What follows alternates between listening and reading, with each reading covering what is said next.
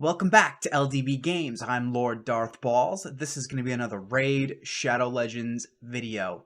And in this video, I'm going to go over Genbo the Dishonored. Today is the beginning of another Prime Gaming drop. So if you do have Amazon Prime, you get this guy for free.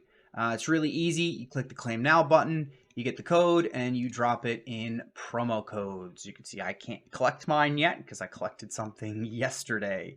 But I do have him, and I use him. He's not in my primary arena team, but he is in one of my primary tag team arena teams. Because he is a top-tier arena nuker. And first of all, I mean, talk about a sick-looking skin. This guy looks badass with his shaved off, cut off wings, because he's dishonored, right? He's got that top knot. There is nothing living behind those eyes. Just a great job on the artwork. I mean, these katanas are friggin' sick with those blue flames coming off the teal flames. Really just a stellar job on the artwork. Let's take a look at his kit. His A1 is a double hitter, and each hit will steal any increased attack buffs. And it also has a 30% chance of stealing another random buff.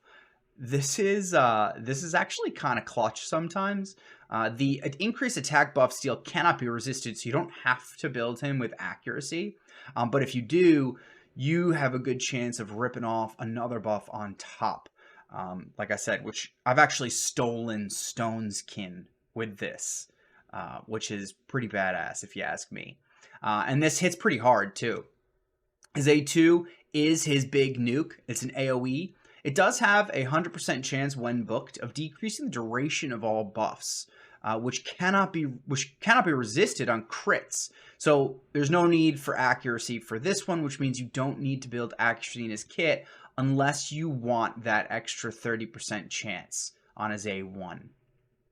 Can be nice, not completely necessary for him to do his job.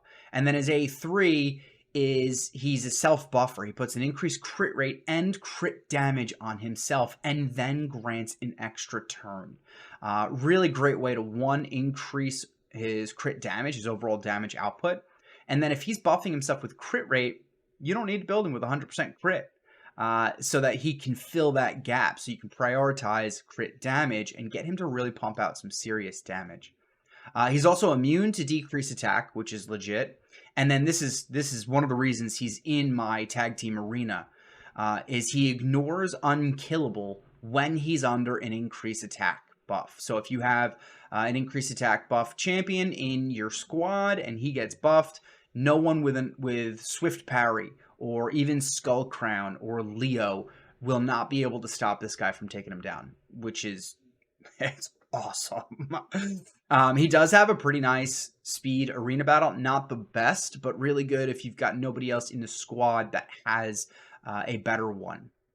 And then I have a 3-star blessing on him. I put Phantom Touch for the extra damage. I could do, what is it? Crushing Rend. It's the first hit each round. I could, but in the arena, this isn't really very effective because if it's 1% for every 40 levels and they're level 60, that means you're only getting 1.5% defense reduction. Whereas with Phantom Touch, that 40% chance of bonus damage, which, by the way, scales on attack. And he is an attack-based champion. So if you build his attack up, that bonus damage can be pretty big. So all around, pretty incredible kit. He gets back to his abilities pretty fast because he's got that extra turn. So let's see how I have him built. I got him built in 2-piece Cruel, 1-piece Crit Damage.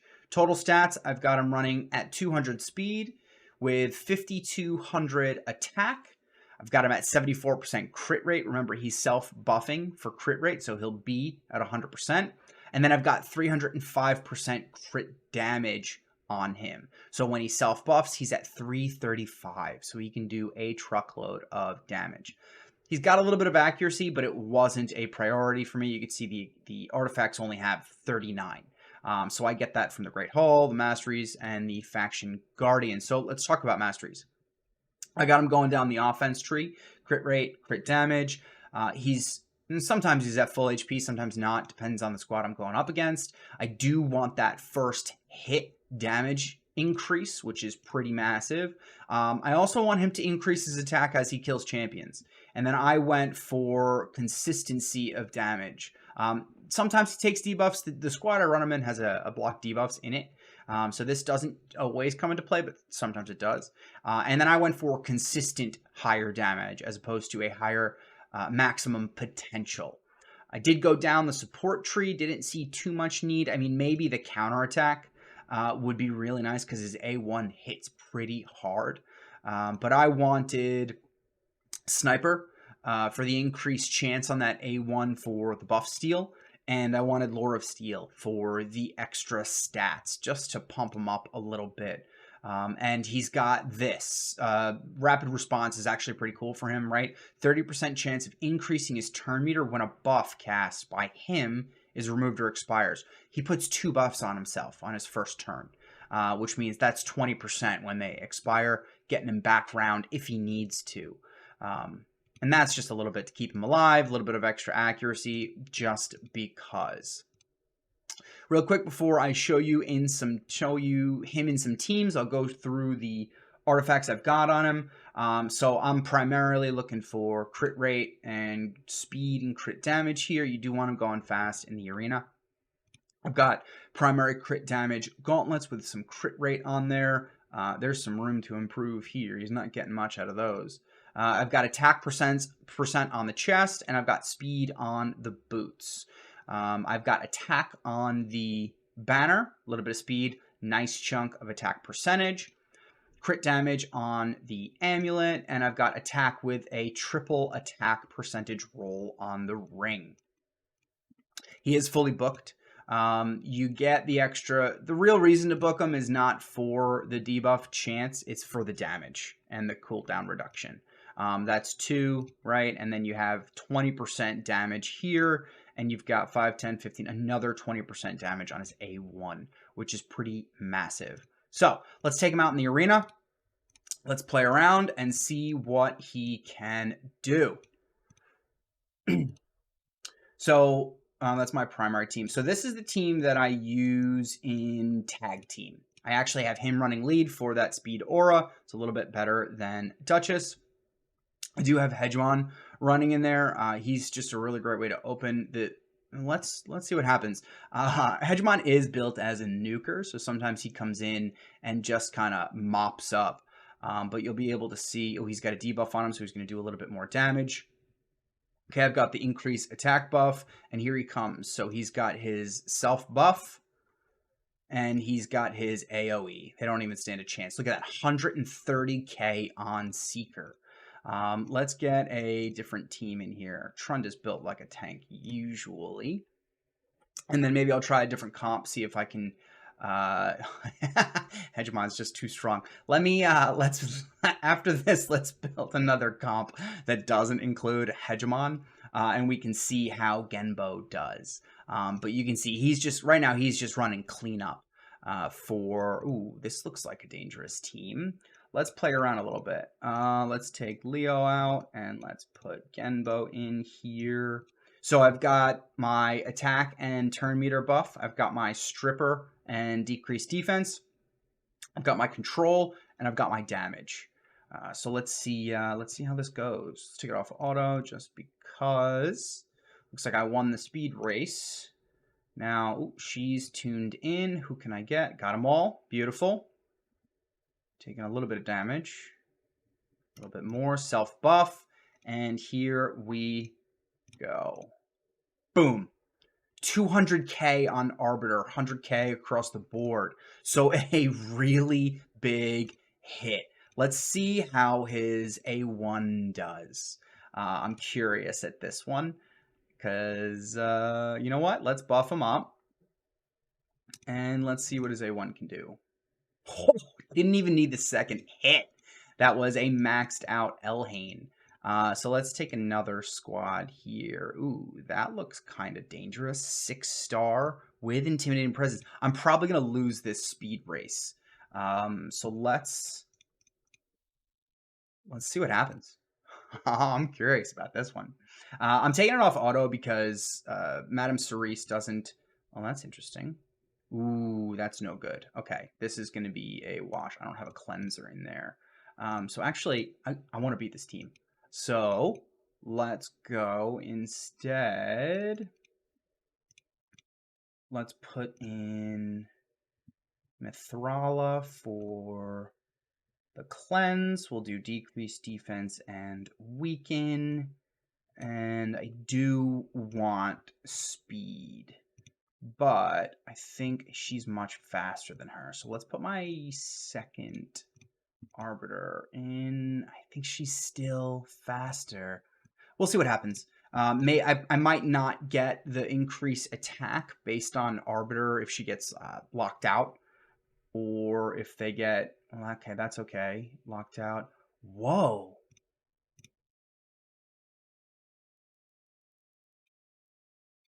Wow. All right, well, one more. Let's see what my Hegi can do to disrupt this. Solus is up. Yeah, okay, cool. This is not a Hegemon showcase, I promise. This is about the free... He cleaned up nicely, though. Happy I beat that team. I really wanted to beat that team. Let's go back to this one. Where is Genbo? Genbo the Dishonored. All right, won the speed race. We'll get our decreased defense out there. Let's get some control out. Beautiful. Ooh, I missed the provoke on... Yep, that's okay, though, because Umbral's aggroing them all. Now, you don't have to use Umbral. Any control champion is good here. Let's slow this down. Boom. 100 plus K. I think I saw another 200 in there. He really does a tremendous amount of damage. Ooh, that looks like a tanky team. Let's take this one on.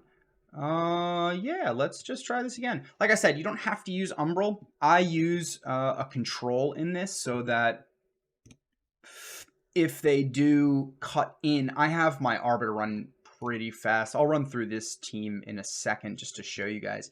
But my Umbral is not tuned with my Arbiter and my Serris. So doesn't always work. Let's see what happens. Boom. Didn't have the decreased defense on Syl, but she is still provoked. And we didn't take out Drexar either. Yeah, it looks like I got resisted on the decreased defense on those two.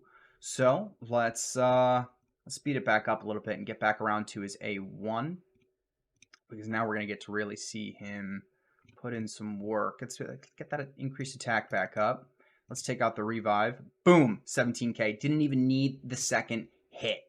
He really is such an incredible champion. For an epic, he is one of the best nukers in this game for the arena. Just to show you my tag team grouping. Let's refresh this. Nishak. Vermin Lord. Ooh, that's another tanky team. Let's take these guys on. That block debuffs could be... block damage could be a problem. But that's why I like Umbral. Because she also has a block buffs. So if I can... Oh yeah, I won that speed race. So I'm not going to care too much about the provokes. What I want to prevent is the block damage. Yeah. And now I'm going to buff. Looks like he's fast enough. And gone. Not even a question. And that is a pretty tanky team. Ooh, Hefrak. Not Hefrak. Yeah, Hefrak. Hefrak's a tough one because if you kill someone else on the team, he comes in and just mops up without taking his turn. Usually he's a bit weak, though. Won the speed race. Let's get some decreased def. Now we have three revivers here with Hefrak. That's an interesting strategy. Yeah, let's see provoke. I bet I'm going to get resisted here. Yeah, usually people build Dutchess with high resistance. I mean, I know I do. But let's see what happens. Looks like I missed the decreased defense on Arbiter. The provoke is helping me, though. Boom, done. Wow, that's a tanky Ugo. Thankfully, she is provoked right now. So I don't need to worry about her using that revive. And do I even need Genbo here? Nope. Don't even need him for that last little bit.